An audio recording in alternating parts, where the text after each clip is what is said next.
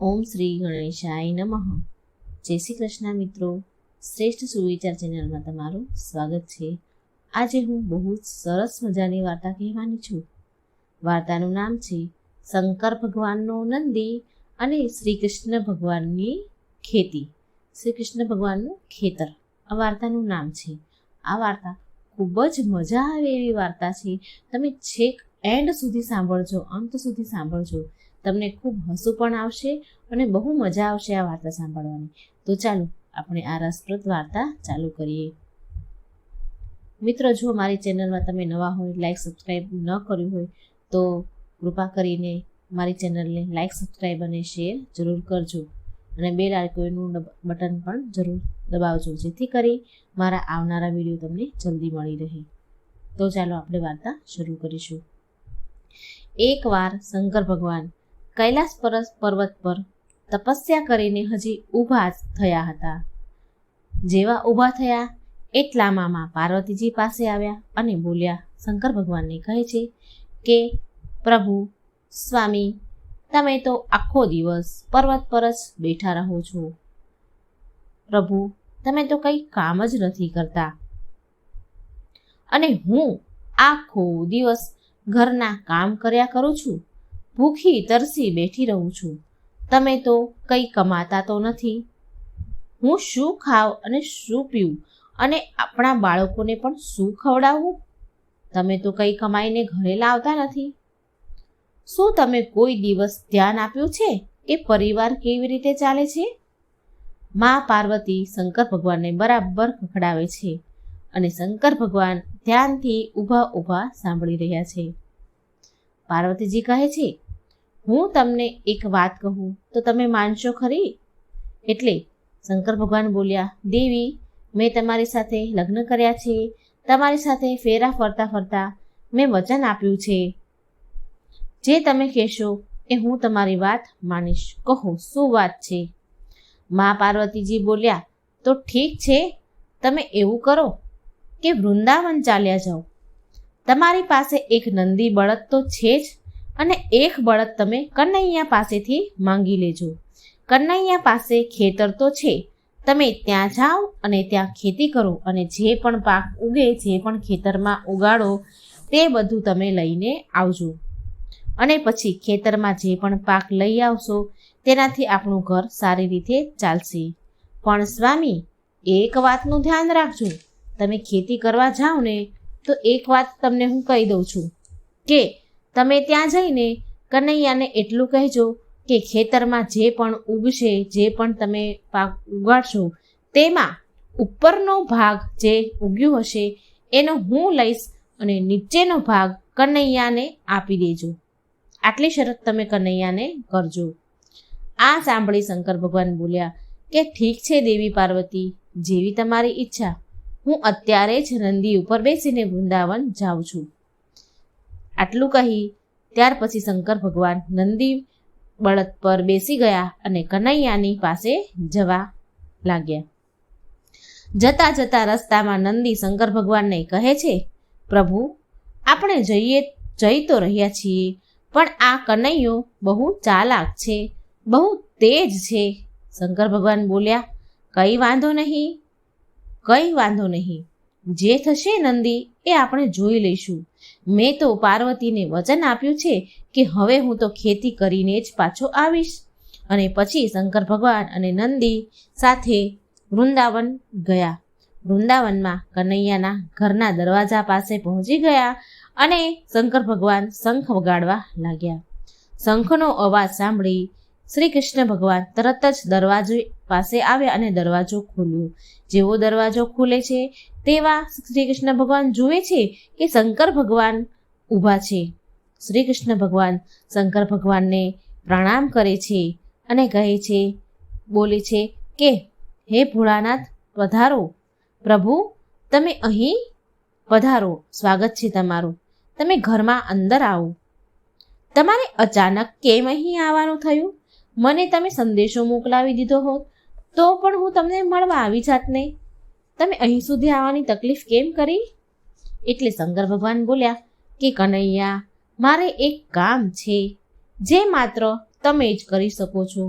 એટલે શ્રી કૃષ્ણ ભગવાન બોલ્યા, હા હા ભોળાનાથ પ્રભુ, કહો, હું તમારી કઈ રીતની કેવી રીતે સેવા કરી શકું છું, કેવી રીતની હું સહાય કરી શકું છું તમને. એટલે શંકર ભગવાન કહે છે, કનૈયા, મારે તમારા ખેતરમાં ખેતી કરવી છે.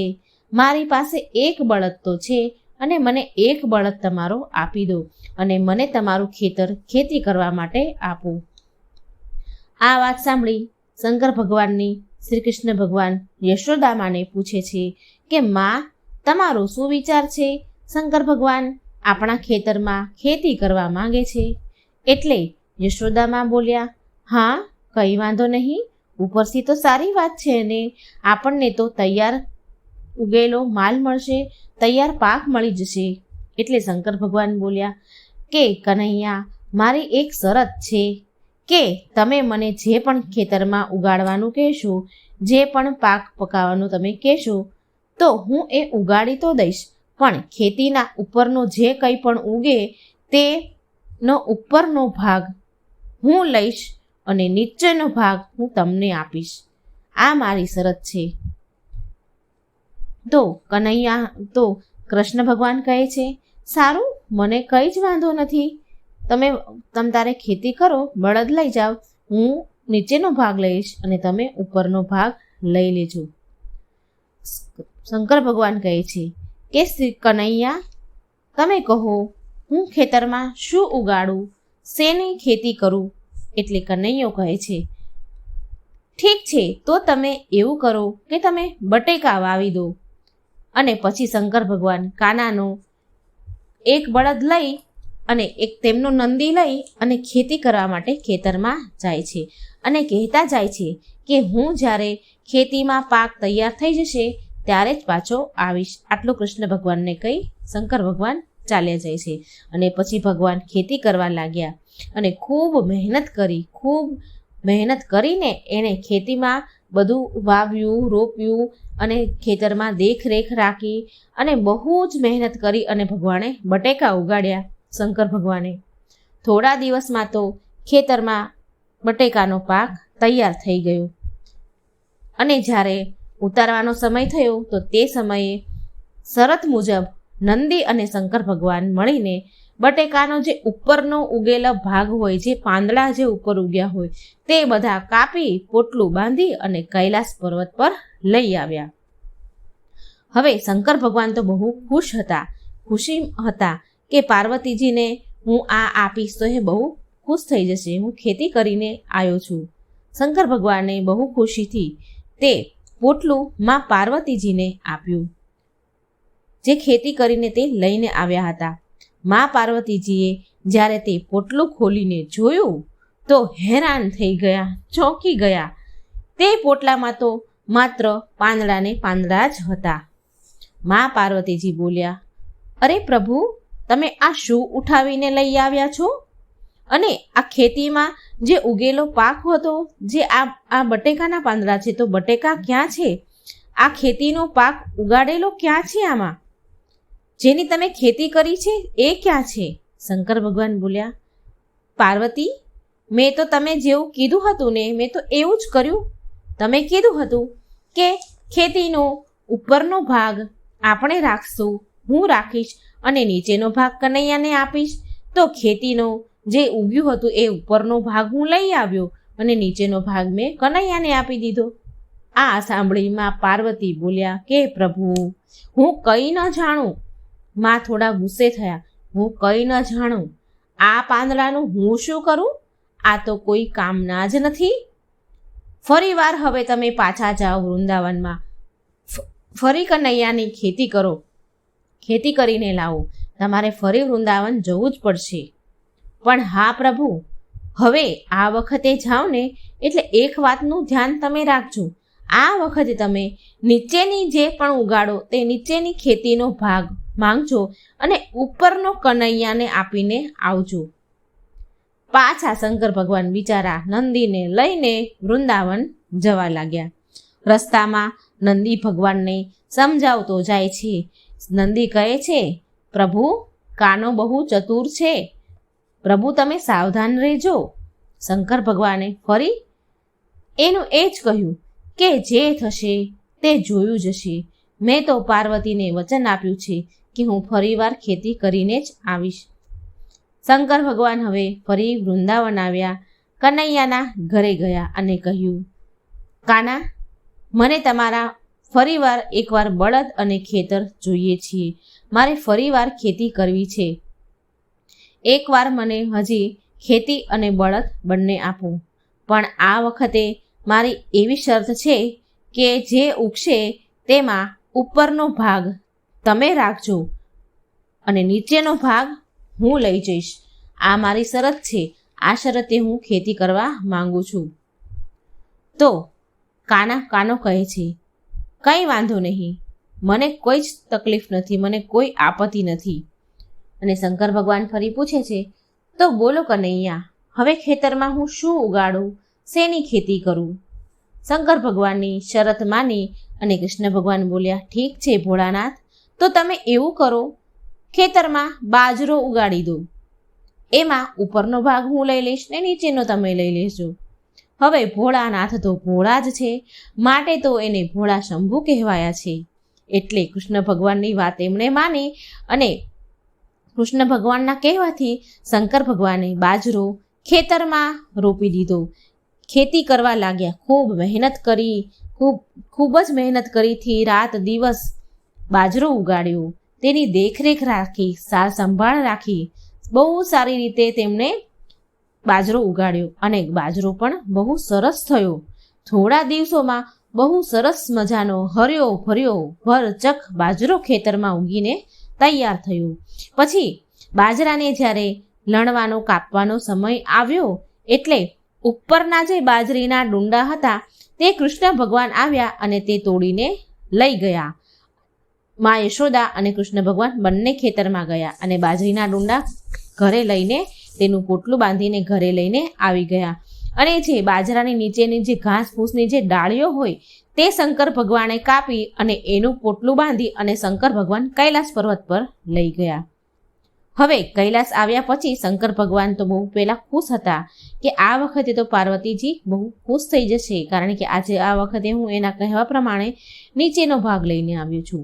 એટલે કૈલાસ પર આવ્યા અને શંકર ભગવાને તે પોટલું પાર્વતીજીના હાથમાં આપ્યું અને મા પાર્વતીજીએ એ પોટલું ખોલ્યું તો અંદરથી બાજરીના નીચેની ડાળીઓ, જે ઘાસ ફૂસ હોય, જે ડાળીઓ હોય એને જોઈને તો મા પાર્વતીજી બહુ ગુસ્સે થયા, લાલ પીળા થવા લાગ્યા.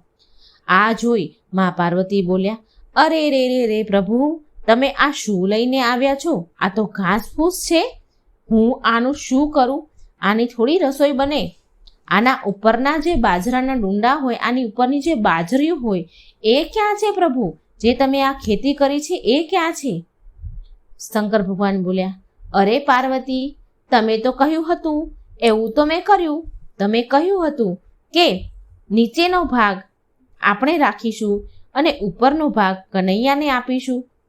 તમે કીધું એટલે હું નીચેનો ભાગ લઈ આવ્યો અને ઉપરનો ભાગ મેં કનૈયાને આપી દીધો.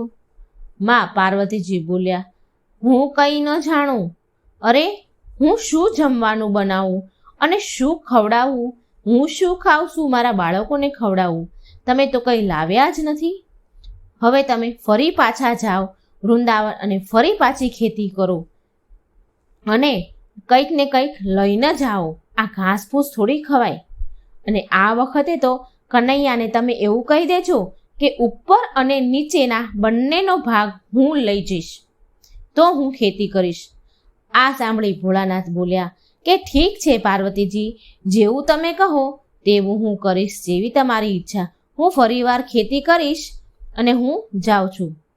ફરી વાર પાછા ભગવાન ભોળાનાથ પાછા વૃંદાવન કનૈયાના ઘરે ગયા અને ફરી કનૈયાને કહ્યું કે મને ફરી વાર તમારું ખેતર અને બળદ જોઈએ છે. મારે ફરી વખત ખેતી કરવી છે, પણ આ વખતે મારી શરત એ છે કે હું ઉપર અને નીચેનો બંનેનો ભાગ હું જ લઈશ. કાનો કહે છે, કંઈ વાંધો નહીં પ્રભુ, મને કોઈ આપત્તિ નથી. એટલે શંકર ભગવાન કહે છે, તો કહો કનૈયા, હું શું રોપું ખેતરમાં, શું ઉગાડું? આ સાંભળી કૃષ્ણ ભગવાન બોલ્યા, ઠીક છે, તો તમે આ વખતે એવું કરો, મકાઈ વાવી દો, મકાઈની જ ખેતી કરી નાખો. મને તમારી બધી જ શરત મંજૂર છે. તમે ઉપરનો અને નીચેનો બંનેનો જે ઉગેલો હોય એનો ભાગ તમે મકાઈનો લઈ જજો, અને જે કંઈ વધશે એ હું લઈ લઈશ. ઉપર નીચેનો ભાગ જે હશે એ તમે લેજો, અને ઉપર જે કંઈ હશે તો એ હું લઈ લઈશ. પછી શંકર ભગવાન તો ભોળા બિચારા ફરી પાછા ખેતરમાં એમનું બળદ લઈને ગયા, નંદીને લઈને ગયા, અને શંકર ભગવાને ખેતરમાં મકાઈ રોપી. ખૂબ મહેનત કરી મકાઈ રોપી, દેખરેખ રાખી, પાણી પીવડાયું, અને ખૂબ સાર સંભાળથી મહેનત કરી અને મકાઈ ઉગી. થોડા સમયમાં મકાઈનો પાક સરસ મજાનો તૈયાર થયો. ખૂબ સારો પાક તૈયાર થયો. મકાઈ પૂરી તૈયાર થઈ ગઈ એટલે કૃષ્ણ ભગવાન વચ્ચેનો ભાગમાં જે મકાઈ આવે તે તોડીને ઘરે લઈ ગયા. બાજરાની જે પાંદડાઓ આજુબાજુ લટકતા હોય અને વચ્ચે મકાઈ ઊભી હોય. હવે શરતમાં ઉપર અને નીચેનો ભાગ હતો, વચ્ચેનો ભાગ હતો નહીં, એટલે એ વચ્ચેનો ભાગ કૃષ્ણ ભગવાન તોડીને યશોદામાં પણ આવ્યા અને બંને તોડીને ઘરે લઈ ગયા. અને ઉપર અને નીચેનો મકાઈનો ભાગ તોડીને તેનું પોટલું બાંધી શંકર ભગવાન અને નંદી ફરી કૈલાસ પર લઈ ગયા. આ વખતે તો નંદી અને શંકર ભગવાન મનમાં બહુ ખુશ થાય છે. શંકર ભગવાન એવો વિચાર કરે છે, એવો વિચાર કરતાં કરતાં જઈ રહ્યા હોય છે કે આ વખતે તો દેવી પાર્વતી ખૂબ ખુશ થઈ જશે, કારણ કે આ વખતે તો મેં ઉપર અને નીચેનો બંનેનો ભાગ લઈ લીધો છે. ભગવાને ખેતી જે કરીને લઈને આવ્યા હતા એનું પોટલું મા પાર્વતીને આપ્યું.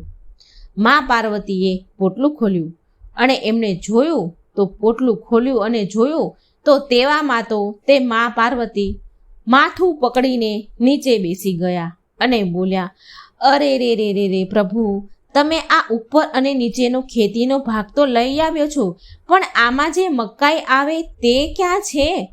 પાર્વતી, શંકર ભગવાન બોલે છે, દેવી પાર્વતી, તમે તો મને એવું કહ્યું હતું ને કે ઉપર અને નીચેનો ભાગ લઈને આવજો, તો હું તમારા કહેવા પ્રમાણે મેં કેટલી મહેનત કરી, કેવી રીતે મેં સાર સંભાળ રાખીને ખેતી કરી, અને હું એ મારી મહેનતથી ખેતી કરેલા જે ઉપર નીચેનો ભાગ જે ઉગ્યો એ હું લઈને આવ્યો છું. જેવું તમે કીધું એવું જ મેં કર્યું છે, અને હું તો ભલો છું. જેવું તમે કીધું એવા મેં કર્યું. હજી ભગવાન બોલી જ રહ્યા હતા તેવામાં શ્રી કૃષ્ણ ભગવાન કૈલાસ પર્વત પર આવ્યા, અને જે કંઈ શંકર ભગવાને જે ખેતી કરી હતી તે બધું લઈને પોટલું બાંધીને લઈને આવ્યા હતા. અને શ્રી કૃષ્ણ ભગવાન કહે છે, મા પાર્વતી, ભોળાનાથ સાચું કહી રહ્યા છે, તમે એમની વાત માનો.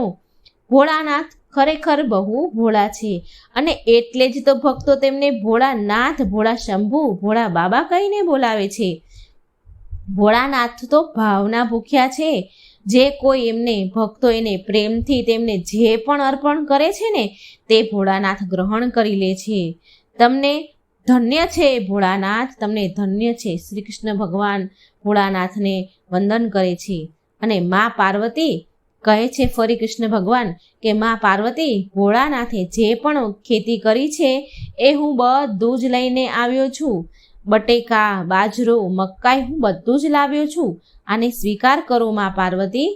મા પાર્વતી જુએ છે કે ભોળાનાથે બહુ સરસ ખેતી કરી છે, અને ખૂબ પ્રમાણમાં બાજરો, મકાઈ અને બટેકા ઉગાડ્યા હતા.